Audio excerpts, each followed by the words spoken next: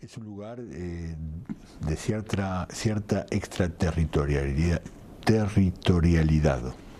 un lugar medio exterior, podríamos decir, al modo de saber universitario.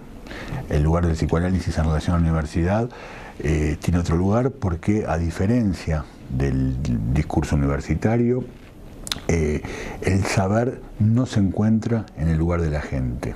El discurso universitario imparte un saber no solamente a los estudiantes, sino hoy, por el lugar que han tomado las universidades en la civilización, imparten un saber a la civilización entera sin que se sepa cuál es el fundamento real de ese saber.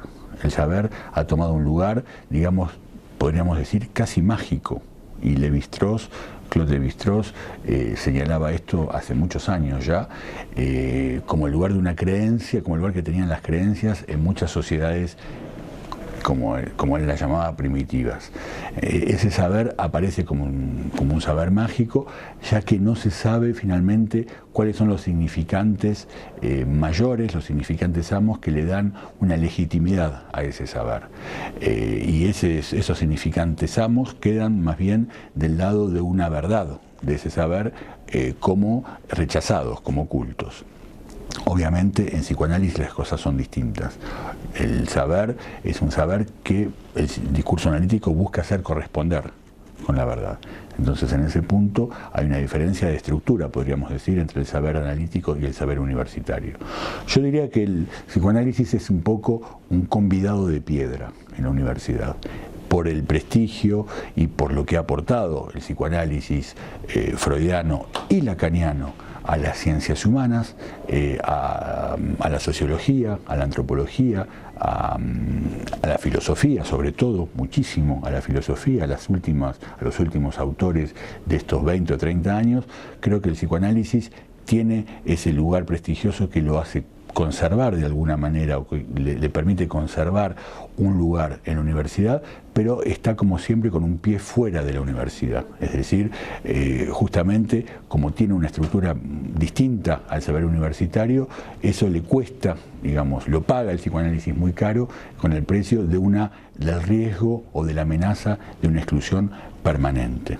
Y hasta cierto punto se entiende, porque efectivamente hay algo que tiene que ver con la estructura misma del discurso analítico que no es compatible con el funcionamiento de la universidad, donde se les imparte un saber a los estudiantes y se les dice: más tarde ustedes verificarán esto, verán si este saber que ustedes están obligados a ingurgitar durante su pasaje por la universidad y a escupir, perdóname el término, en los exámenes, ese saber va a ser solamente sometido a verificación más tarde.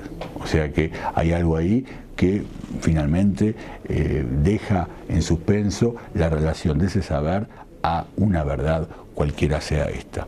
Por otro lado, podríamos ver en la evolución actual de la universidad que, digamos, está cada vez más reducida en sus presupuestos, cuando es el Estado el que ayuda financieramente a la universidad y se encuentra supeditada a las leyes de mercado, ya que son empresas y compañías las que financian la universidad en países, no solamente en los Estados Unidos, sino en otros países también. Se ve muy bien cómo finalmente la universidad en el futuro probablemente se encuentre obligada a responder a las leyes de la oferta y de la demanda del mercado.